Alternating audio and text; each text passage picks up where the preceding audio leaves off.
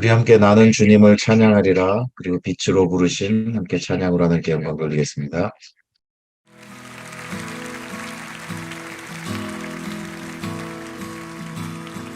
나는 주님을 찬양하리라. 새 노래로 주 찬양. 나는 주님을 찬양하리라. 새 노래로 주 찬양. 나는 주님을 찬양하리라. 새 노래로 주 찬양. 나는 주님을 찬양하리라.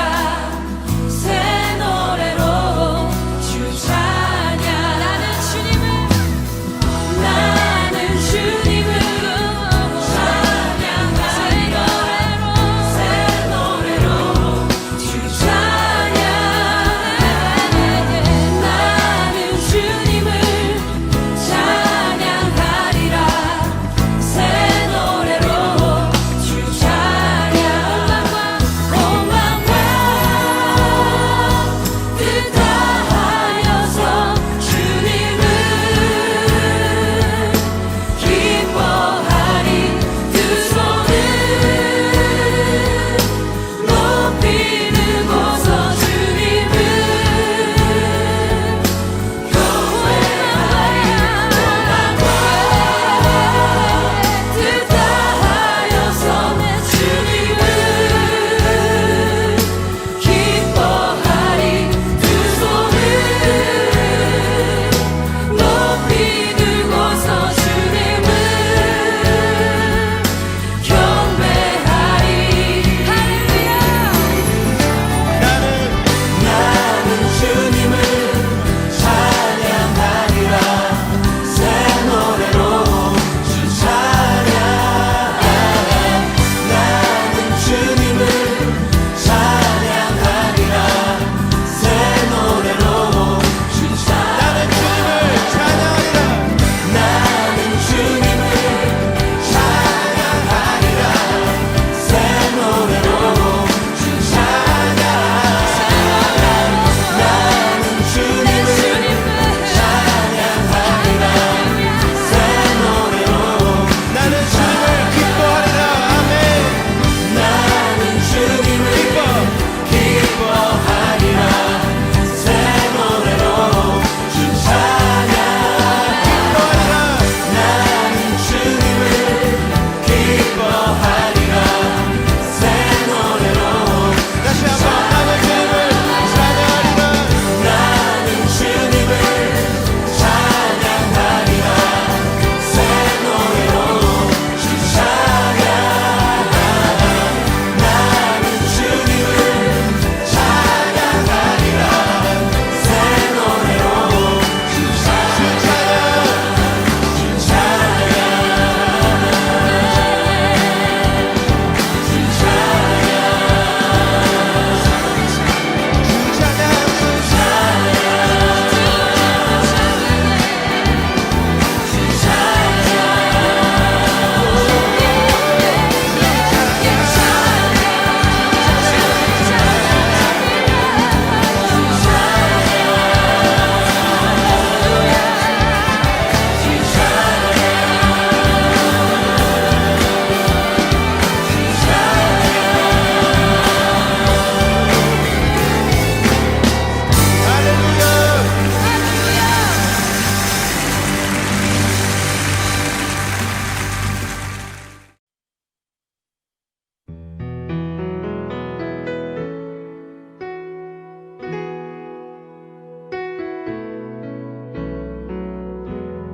주 주님이 우리를 빛으로 부르셨으니 부르심 따라서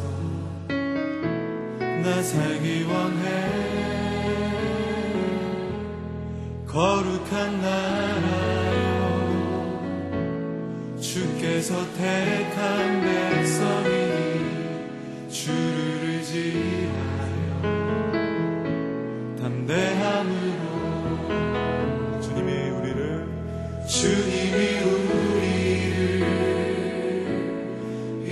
빛으로 부르셨으니 부르심 따라서 나 살기 원해. 거룩한 나라요 주께서 택한 백성이니 주를 의지하여 담대함으로 주님의 빛 비추게 하소서. 어두운 세상 가운데 거룩함으로 주님의 빛 비추게 하소서. 예수의 이름으로 일어서도록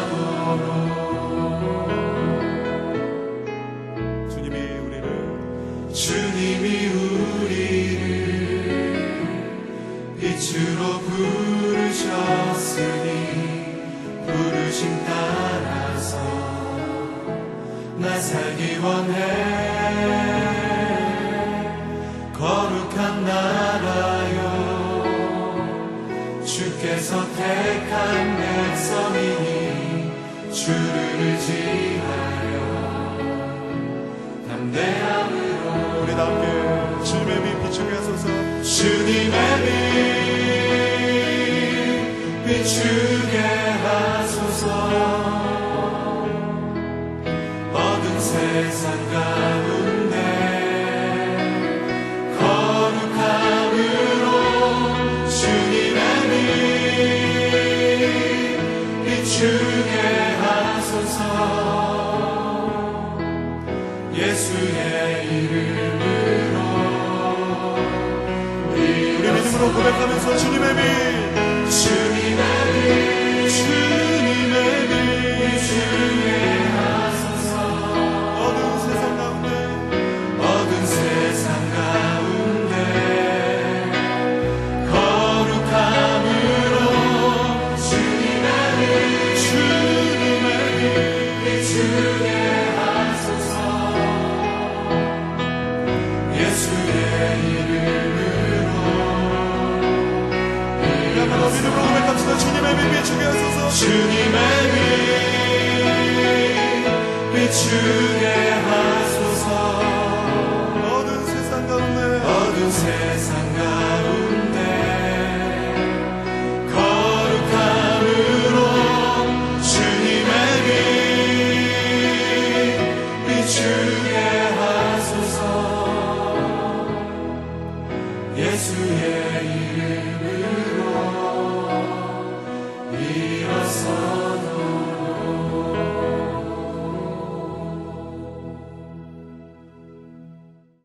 네, 함께 기도하겠습니다. 하나님 감사합니다. 저희들 예배하는 자리로 이 시간으로 주님 불러주셔서 감사합니다. 저에게 건강을 허락해 주셔서 한 사람 한 영혼 한 영혼이 모여서 하나님 앞에 예배합니다. 저희가 드려지는 예배가 신령과 진정으로 드려지는 예배가 되게 하시옵소서. 성령을 의지하고 저희들의 몸만과 정성을 다하여 드리시는 예배가 될 수 있도록 하나님 인도하여 주옵소서. 하나님의 마음과 하나님의 눈과 손과 발이 임하시는 곳에 저희들의 마음도 저희들의 눈도 저희들의 손과 발도 쫓아갈 수 있도록 그런 영혼들 될 수 있도록 하나님 인도하여 주옵소서. 그리고 우리 좋은 친구 교회가 그렇게 하나님의 인도하시며 온전히 순종하며 나아갈 수 있는 저희 교회가 되게 하여 주옵소서. 또한 우리 다음 세대가 하나님을 경외하는 세대가 되어지기를 소망합니다. 하나님을 두렵고 떨림으로 예배하고 섬기는 세대가 되게 하시고 하나님을 향한 믿음이 끊어지지 아니하고 계속해서 연결되어지는 다음 세대가 될 수 있도록 하나님 인도하여 주옵소서. 세상은 더욱더 하나님으로부터 멀리 멀어져 갈 것입니다. 무질서하게 되어지고 신앙을 지키는 것이 더욱더 어렵게 되어질 것입니다. 하나님을 믿는 사람들이 그 수가 더욱더 줄어들 것이라고 말씀하셨습니다. 그럼에도 불구하고 우리들은 하나님을 더욱더 좇게 하시고 믿음으로 나아가게 하시고 우리 다음 세대 또한 그렇게 하나님을 쫓아갈 수 있는 세대가 될 수 있도록 하나님 인도하여 주옵소서. 이 세상은 여전히 전쟁과 기근으로 힘들어하고 있습니다. 가진 자와 가지지 못한 자가 더욱더 그 사이가 멀어져 가고 있습니다. 그럼에도 불구하고 하나님의 나라가 우리 가운데 이루어지게 하시고 하나님의 그 사랑이 우리 가운데 더욱더 넘쳐날 수 있도록 하나님 인도하여 주옵소서. 하나님 말씀을 증거하신 이동현 목사님의 기도 함께 하시고 영육간의 강건함으로 주님 인도하여 주셔서 하나님의 말씀을 대언하는 데 부족함이 없도록 인도하여 주옵소서. 예배 가운데 함께 하시고 은혜로 채워주시기를 간절히 소원하며 예수님의 이름으로 기도드리옵나이다. 아멘. 네, 이제는 주님께서 가르쳐 주신 기도로 함께 기도하겠습니다. 하늘에 계신 우리 아버지여, 이름이 거룩히 여김을 받으시오며 나라가 임하시오며 뜻이 하늘에서 이루어진 것 같이 땅에서 이루어지이다. 오늘 우리에게 일용할 양식을 주시옵고 우리가 우리에게 죄 지은 자를 사하여 준 것 같이 우리 죄를 사하여 주시옵고 우리를 시험에 들게 하지 마시옵고 다만 악에서 구하시옵소서. 나라와 권세와 영광이 아버지께 영원히 있사옵나이다. 아멘. 네, 오늘 나눌 말씀은 누가복음 4장 18절 19절 말씀입니다. 제가 봉독해 드리겠습니다. 주의 성령이 내게 임하셨으니 이는 가난한 자에게 복음을 전하게 하시려고 내게 기름을 부으시고 나를 보내사 포로된 자에게 자유를 눈먼 자에게 다시 보게 함을 전파하며 눌린 자를 자유롭게 하고 주의 은혜의 해를 전파하게 하려 하심이라 하였더라. 아멘. 네, 오늘은 이동현 목사님께서 예수님의 관심은 오로지 여기에 있습니다 라는 제목으로 말씀 전해 주시겠습니다. 지금 오늘 읽은 본문은 예수님께서 그분에게 이 공생애를 시작하시면서 행하신 그 말하자면은 예수님의 첫 설교와도 같은 말씀입니다. 광야에서 40일간의 시험을 마치신 후에 마을 회당에 들어가서 사람들 앞에서 성경을 읽고 이 말씀을 선포하신 것인데 이때 읽으신 말씀이 바로 이사야서 61장의 말씀입니다. 우리 백창주 목사님께서 읽어주신 대로 주의 말씀이 내게 임하셨으니 나를 보내사 포로된 자에게 자유를 눈먼 자에게 다시 보게 함을 전파하며 눌린 자를 자유롭게 하고 주의 은혜의 해를 전파하게 하려 하심이라. 이 이사야 61장의 말씀은 이사야 선지자가 지금 이 바벨론으로 포로로 끌려가고 있는 자신의 동포 이스라엘 민족에게 전하는 그들을 해방시키시고 그들을 구원하시며 또한 그들에게 자유를 허락하실 그 하나님의 그 약속에 대한 선포였습니다. 지금 예수님께서는 안식일을 맞이하여 이 약속의 말씀을 로마의 식민지가 되어버린 조국 이스라엘의 유대인 회당에서 선포하고 계시는 것입니다. 이 회당이란 이스라엘 백성들의 신앙생활에 있어서 구심점이 되는 아주 중요한 기관입니다.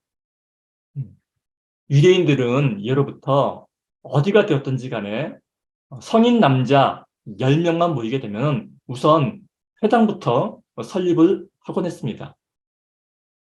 이 회당의 유래에 대해서는 정확히 알 수는 없으나 그동안의 신학자들의 설명을 제작해서 종합해 본다면은 모세의 인도 아래 출애굽을 한 이스라엘 민족들에게 있어서는 이 성막에서 드리는 제사가 그들의 종교 행위의 주된 형태가 되었는데 그 이후 사사시대를 거쳐가면서 다윗과 솔로몬 왕 때에 이르러서 그 국가의 위상이 커지자 거대하고 아름다운 성전을 짓고 이게 바로 솔로몬 성전이죠. 바로 그곳에서 하나님께 제사를 드리는 행위를 통해서 그들이 하나님께 선택을 받은 민족이요 또한 구원을 허락받은 특별한 종족임을 확인하며 그로 인한 감사를 하나님께 드리는 것이 그들의 종교 생활이요 신앙적 열심이 되었던 것입니다. 그러다가 기원전 721년에 이 북이스라엘이 아수르에 의해서 그리고 다시 기원전 586년에는 남유다가 바벨론 느부갓네살 왕에 의해서 멸망을 당하고 이 나라를 잃은 뒤에 그 찬란했던 그 솔로몬 성전이 파괴되고 대부분의 백성들이 바벨론으로 포로로 끌려가게 된 이스라엘 민족들은 더 이상 성전 중심의 신앙생활을 할 수 없게 되었습니다. 이스라엘 민족은 기본적으로 유일신이신 하나님께서 천지를 창조하신 전능하신 하나님이심을 믿는 사람들이었습니다. 그 하나님께서 자신들을 특별히 선택하셔서 제사를 명하셨고 그리고 그들은 그 하나님의 명령에 순종하여 성전에서 제사를 드려왔던 것입니다. 그런데 그 선택받았다라는 그 선택받은 하나님의 백성인 그들이 이방 민족에 의해서 처참하게 멸망을 당하고 바벨론으로 포로로 끌려가게 된 것입니다. 도대체가 아무리 생각해봐도 이해가 되지 않은 상황에 처하게 된 것입니다. 아니, 천지를 창조하시고 모든 것을 그 뜻대로 다스리신다는 그 전능하신 분께서 무슨 능력이 부족해서 자신이 친히 선택한 백성들이 이방 민족들에게 포로로 끌려가는 것을 보고만 계시며 또한 자신이 명령한 제사도 드리지 못하는 그러한 상황 속에 처하게 내버려 둔다는 말입니다. 도무지 말이 안 되는 상황인 것입니다. 그렇다면 이제 이스라엘 백성들은 자신이 처한 이 말도 안 되는 상황에 대해서 다시 한번 깊이 생각을 했어야 합니다. 그리고 이에 대한 답을 얻는 것은 그리 어려운 일이 아니었을 것입니다. 왜냐하면 하나님께서는 그들이 포로로 끌려가기 훨씬 전부터 여러 선지자들을 통하여서 끊임없이 이러한 사실들을 경고하셨기 때문입니다. 그 경고의 메시지는 다름 아닌 하나님의 말씀에 대한 순종이었습니다. 그리고 그 하나님의 말씀이라는 것은 하나님을 사랑하고 이웃을 사랑하라 라는 아주 간단한 가르침이었습니다. 그런데 따지고 보면은 눈에 보이지 아니하는 하나님에 대한 사랑은 눈에 보이는 이웃에 대한 사랑으로 드러나는 것이니 결국 이스라엘 백성들이 순종해야 하는 하나님의 말씀은 이웃에 대한 사랑 한 가지뿐이었고 이러한 이웃사랑에 대한 실천은 그들이 속한 공동체 가운데 사랑과 공의, 정의의 모습으로 드러나야 했던 것입니다. 그러나 이 다윗과 솔로몬 왕 때의 강력한 이 나라를 이룬 이스라엘 민족은 이러한 하나님의 말씀을 깊이 있게 받아들이지도 귀담아 듣지도 아니하였습니다. 이제 하나님의 말씀을 자기의 입장에서 자기 입맛대로 제멋대로 해석해서 하나님도 속이고 자기 자신마저도 속게 되었던 것입니다.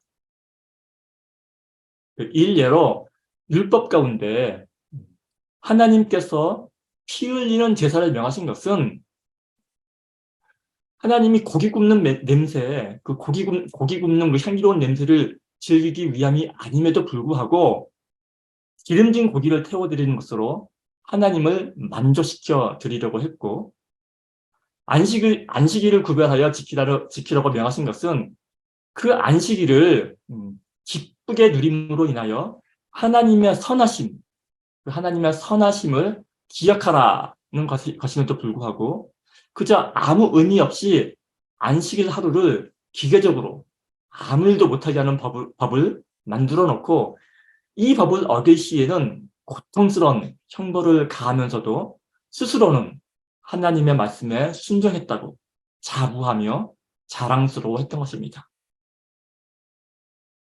하나님께서 우리에게 십계명을 주시고 율법을 허락하신 것은 이를 통해서 공동체 가운데 공의가 바로 세워지고 그 가운데 백성들이 자비와 긍휼이 넘치는 가운데 자유롭고 행복한 삶을 살 수 있도록 하기 위함인데, 이스라엘 백성들은 어리석게도 이러한 율법의 뜻은 깊이 헤아려 보지도 않은 채 그저 기계적으로 제사 드리고 금식하고 헌금하고 예비함으로써 하나님께 순종했다고 뿌듯해하고 스스로 만족했던 것입니다. 그들이 그러한 가운데 정작 이스라엘 공동체에는 이들 정치적, 종교적 권력자들의 탐욕과 횡포로 인해서 수많은 백성들이 고통을 당해왔던 것입니다. 실제로 이 북이스라엘이 망하기 전 활동했던 아모스 선지자의 글을 보면 당시에 그 시자성에 대한 기록을 엿볼 수가 있는데, 아모스서 2장 6절에서 8절을 보면은 이런 말씀이 기록되어 있습니다.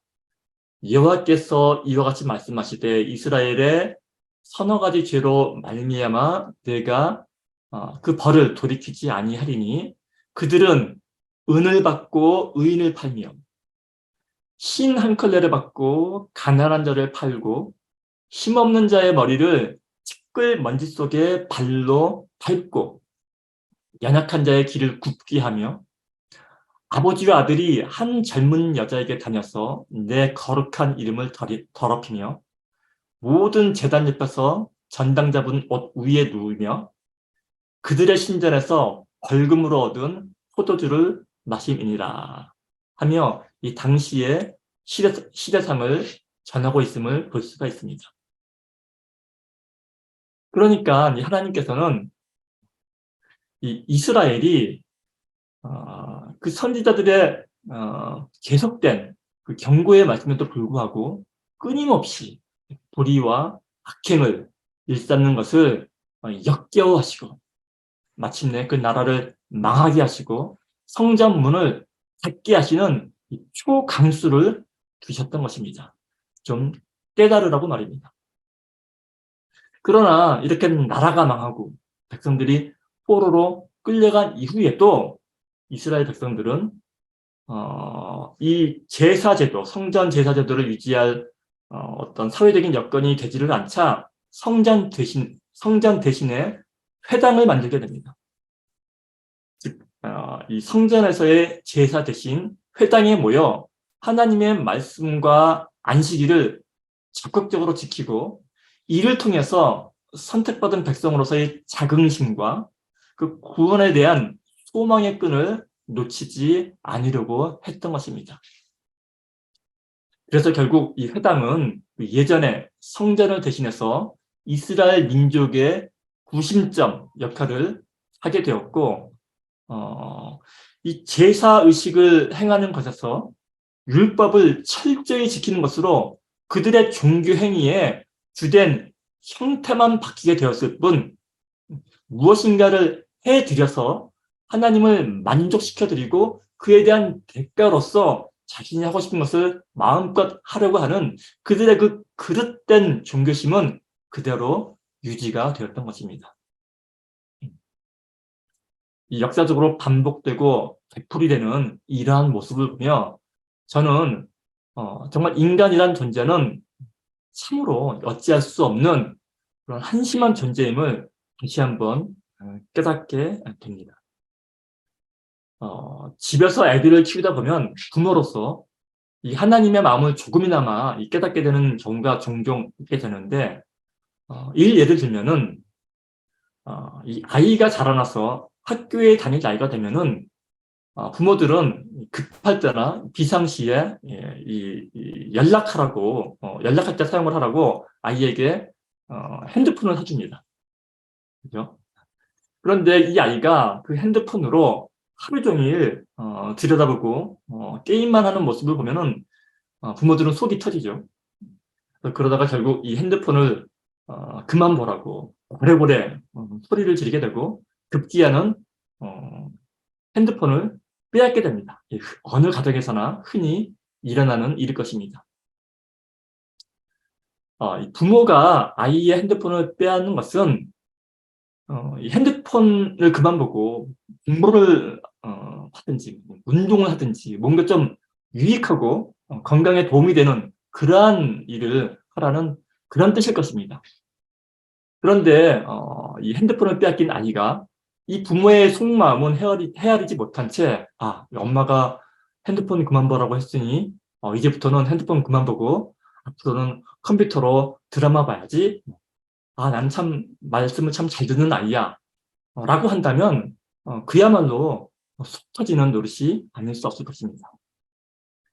예수님 당시 바리새인을 비롯한 유대의 종교 지도자들의 모습이 바로 이러한 모습이었을 것입니다. 지금 예수님께서는 유대인들의 회당에 서셔서 역사적으로 되풀이되었던 하나님의 뜻에 무지했던 이스라엘 백성들의 잘못된 그 신앙관 앞에 다시 맞서고 계신 것입니다. 예수님 당시 로마의 식민지 백성들이었던 유대인들은 자신들의 조국 이스라엘을 로마의 압제에서 구원해줄 정치적이고 물리적인 메시아를 간절히 소망하고 있었습니다. 이러한 정치적인 메시아를 고대하고 있는 그들의 간절한 믿음 앞에 예수님께서는 이사야 선지자의 말씀을 통하여서 하나님의 구원은 그들이 기대하고 있는 것처럼 한 민족과 국가의 정치적이고 물리적인 해방이 아니라 인간 존재가 진정한 자유를 찾게 되는 것이라고 힘껏 도전하셨던 것입니다. 예수님께서 그의 공생의 기간 동안 병자를 고치시고 귀신을 쫓아내는 그러한 일들을 하신 것은 그가 이스라엘이라는 한 민족과 국가의 해방자로서 오신 것이 아니라 이 죄의 문제 해결이라는 인류 공통의 근본적인 문제를 해결하러 오신 메시아 그리스도라는 것을 보여주시기 위함이었습니다. 못 고칠 불치의 병을 고치시고 사악한 영적 세력을 쫓아내는 것, 즉 이 질병과 악의 문제는 인종과 국가를 넘어선 모든 인간의 공통의 문제입니다. 제가 다시 한번 말씀드리자면 예수께서는 이스라엘이라는 한 국가를 로마의 압제로부터 해방시키려고 오신 것이 아니라 온 인류 공통의 문제거리인 생로병사의 고통과 죄의 문제로부터 영원토록 영원히 해방시키기 위해 오신 분이라는 말씀입니다. 이러한 사실은 이후 사도 바울을 통해 기록된 서신서 전반에서도 확연하게 드러나고 설명되어지는 분이기도 합니다. 비록 바리새인을 비롯한 유대인들은 그들이 직면한 현실적인 문제, 이 정치적 문제의 해결에만 관심을 가졌지만 예수님의 관심은 오로지 죄의 문제와 죽음의 문제 등 인간의 근본적인 문제로부터의 구원에만 관심을 가지셨던 것입니다. 예수님의 제자 중에는 실제로 이 조국 이스라엘의 독립과 해방을 위해서 열심히 활동을 했었던 제자도 있었고, 또한 일각에서는 예수님을 판 유다 또한 조국의 해방에 아무런 관심을 보이지 않았던 스승 예수에 대한 실망감에서 예수님을 은 30에 팔았다고 보기도 합니다. 이렇듯 예수님께서는 자신의 조국 이스라엘의 정치적인 해방에는 별다른 관심을 안 보이시고 심지어 무관심하기까지 하시고 침묵하시기까지 하셨습니다. 그리고 하나님 나라가 가까이 왔다라는 등, 아버지와 나는 하나라는 등 이 사람들이 듣기에는 뜬구름 잡는 듯한 그런 이야기만 하신 것입니다.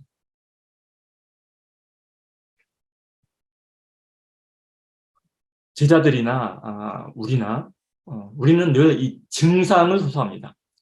당장의 고통을 해결해 줄 진통제에 목말라 합니다. 그러나 예수님께서는 단지 증상을 완화시켜주러 오신 것이 아닙니다. 예수님께서는 우리의 근본 문제를 해결하러 오신 것입니다. 고난과 고통은 단지 증상에 불과합니다. 그리고 참된 의사는 진통제로서 고통을 완화시키는 것이 아니라 수술 부위를 도려냄으로써 원천적으로 병의 원인을 없앱니다. 인간의 진정한 구원은, 인간의 궁극적인 해방은 정치적인 노력이나 물리적인 투쟁으로는 얻을 수가 없습니다. 인류의 진정한 구원, 즉 우리가 누릴 수 있는 참된 자유는 오로지 죄의 문제, 죽음의 문제의 해결을 통해서만 가능합니다. 예수께서는 바로 인류가 당면한 이 근원적 문제를 해결하기 위해 오신 것이지, 단순히 조국 이스라엘을 로마의 식민지로부터 해방시키기 위해 오신 것이 아니라는 것이 신약 성경의 핵심적이면서도 명백한 가르침인 것입니다.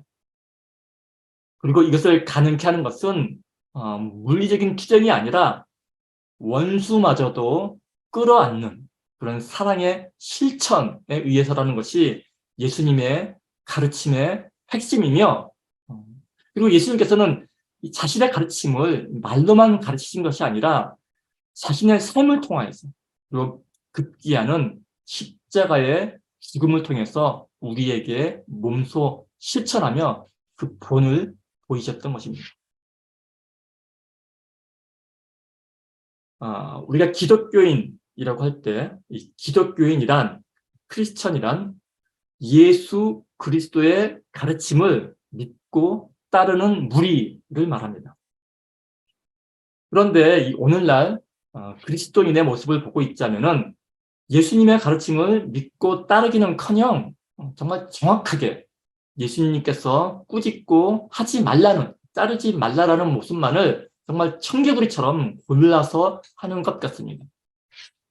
하나님을 사랑하고 이웃을 내 몸처럼 사랑하라는 그 간단하고도 명확한 말씀에 순종하기보다는 서로를 남으로 여기고, 아니 남을 넘어서서 아예 함께하지 못할 적으로 여기고 싸우고 투정하고 서로 빼앗으려 합니다. 예수님께서는 서로 의견이 다르다면 자신이 손해를 보는 한이 있더라도 희생을 해서라도 한 마음 하나를 이루라고 입이 닳도록 가르치시고, 급기야는 십자가에 못 박히심으로써 몸소 실천하여 보여주셨건만, 오늘날 그 예수님을 믿고 따른다는 우리는 나와 조금만 생각이 다르면 마치 때려잡을 듯이 배척하고 서로를 밀어냅니다. 그러면서도 그것이 바로 하나님을 위하는 일이고 하나님을 사랑하는 길이라고, 예수님의 가르침을 따르는 것이라고 항변을 하곤 합니다. 요즘 한국의 그 뉴스를 보면은 일부 기독교인들이 보수 진영이나 진보 진영 할 것 없이 광화문 앞에 나와 피켓을 들고 시위하는 모습을 뉴스에서 많이 볼 수 있습니다. 물론 민주사회에서 자신과 생각이 다른 어떤 정치적인 사안에 대해서 의견을 피력하고 시위를 하는 것은 정당하고도 당연한 일입니다. 그러나 사실 이러한 모습은 예수님의 가르침과는 좀 거리가 있습니다. 성경의 관심은, 예수님의 관심은 우리가 좌파에 속하든 우파에 속하든 진보 진영에 속하든 보수 진영에 속하든지 간에 그런 것에는 하등의 관심이 없습니다. 예수님의 관심은 우리나라의 민주화나 해방이나 독립에 있지 않고 오로지 인류 공통의 문제이자 그 근본 문제인 죄의 문제, 사망 권세로부터 해방시키는 데 있는 것입니다. 태극기 부대가 좌파 진영 이런 것에 대항해서 자신의 정치적인 의견을 내세우고 투쟁하는 것은 오늘날 민주사회에서 얼마든지 보장된 자신의 권리이고, 그렇다고 해서 하등 문제될 것이 없는 오히려 바람직한 행동일 것입니다. 그리고 저는 개인적으로 나라를 위한 이분들의 수고와 노력에 박수를 보내고 응원을 합니다. 그러나 제가 거듭 강조 듣고 싶은 것은, 그러한 행동을 기독교의 이름으로, 교회의 이름으로, 목사의 이름으로, 성도의 이름으로, 예수님의 이름으로 해서는 안 된다는 것입니다. 왜냐하면 그것은 예수님께서 원하시는 바도 아니고 예수님께서 가르치신 바도 아니기 때문입니다. 예수님께서는 정확히 그 반대로 가르치셨습니다. 원수가 뺨을 치면 그 반대편 뺨도 내놓으라 하셨고, 속옷을 달라 하면 겉옷도 내어주고, 예배드리러 오기 전에 이웃과 다툰 일이 생각이 나거든 예배보다도 먼저 그 이웃과 화해하고 오라고 명하신 분이 바로 예수님이시기 때문에 그렇습니다. 예수님께서는 이 땅의 것을 손해보고 희생을 해서 하늘나라의 상급을 쌓으라고 가르치셨지, 서로 싸우고 투쟁을 해서 손해보지 말고 뺏고 쟁취하라고 가르치시지 않으셨기 때문입니다. 늘 그렇지만 또 저의 말씀을 오해하지 말았으면 합니다. 정말 바보같이 모든 것을 포기하고 희생하고 수도원 들어가서 하라는 소리가 전혀 아닙니다. 단지 교회의 이름으로 이렇게 하는 것이 예수님의 뜻이라고 내세우지 말라라는 말씀입니다. 교회는 오로지 품고 이해하고 용서하고 사랑하고 희생하는 기관이지 싸우고 투쟁해서 쟁취하는 기관이 아니기 때문입니다. 말씀이 좀 길어졌습니다. 사랑하는 좋은 친구교회 성도 여러분, 나와 다른 사람들, 나와 생각이 다르고 모습이 다르고 관점이 다른 모든 사람들을 남으로 보지 말고 예수님의 시각으로 그들을 바라보고 서로 품고 이해할 수 있는 참된 그리스도인의 모습으로 늘 살아가는 우리 모두가 될 수 있기를 예수님의 이름으로 기도합니다. 함께 당신은 영광의 왕 찬양 드리겠습니다.